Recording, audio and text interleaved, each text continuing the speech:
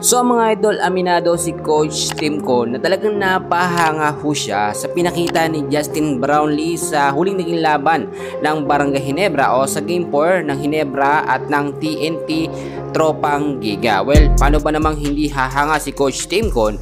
May fracture sa daliri etong si Brownlee, pero kung titignan ho ninyo, ang ganda pa ng pinakita ni Justin Brownlee. Well, bago natin yan ipagpatuloy, isang like naman po at subscribe sa ating channel. Maraming salamat po. Kaya ako nasabing talagang mapapahanga ka mga idol dito kay Justin Brownlee. Biruin ninyo, talagang kahit may injury siya sa daliri, nakapagtala pa rin si Justin Brownlee ng 23 points, may 12 rebounds, may 5 assists at 2 blocks, at maganda na yan. Sa kabila ng kanyang injury natin na mga kaibigan, alam nyo nung Game 3, ayon na rin kay Justin Brownlee, talagang isinugod siya sa ospital at pinagpahinga din ng mga ilang oras. Pero nung Game 4, hindi talaga in-expect ng lahat, lalo na si Coach Timcon na darating si Justin Brownlee. Nakaset na nga po na all Filipino yung nasa lineup na yun, pero dahil nga dumating si Brownlee, tuloy talaga ang laban.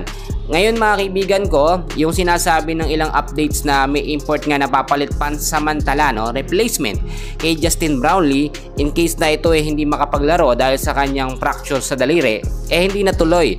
Kansilado na yun mga idol. Bakit ko nasabi? Si Justin Brownlee mga kaibigan ay sobrang minamahal po ng mga Filipino fans, Maraming beses na yan at talagang napapatunayan ni Justin Brownlee ang kanyang galing sa paglaro ng basketball dito nga po sa PBA.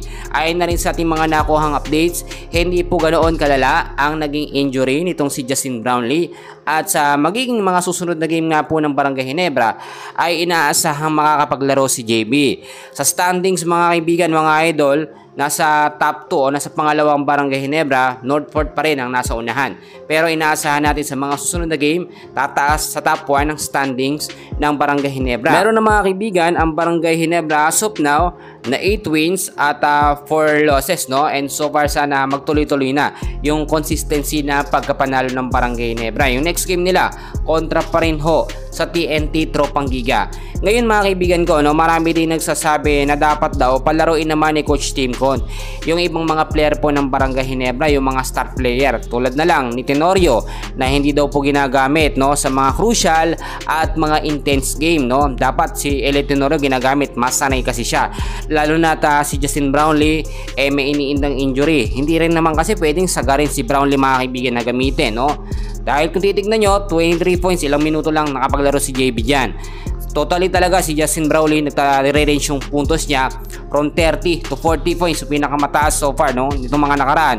Pero dahil nga sa injury, bumaba yan. Dapat gamitin naman si Eli Tenorio, pamalit nga pansamantala dito kay Justin Brownlee in case hindi makapaglaro si JB.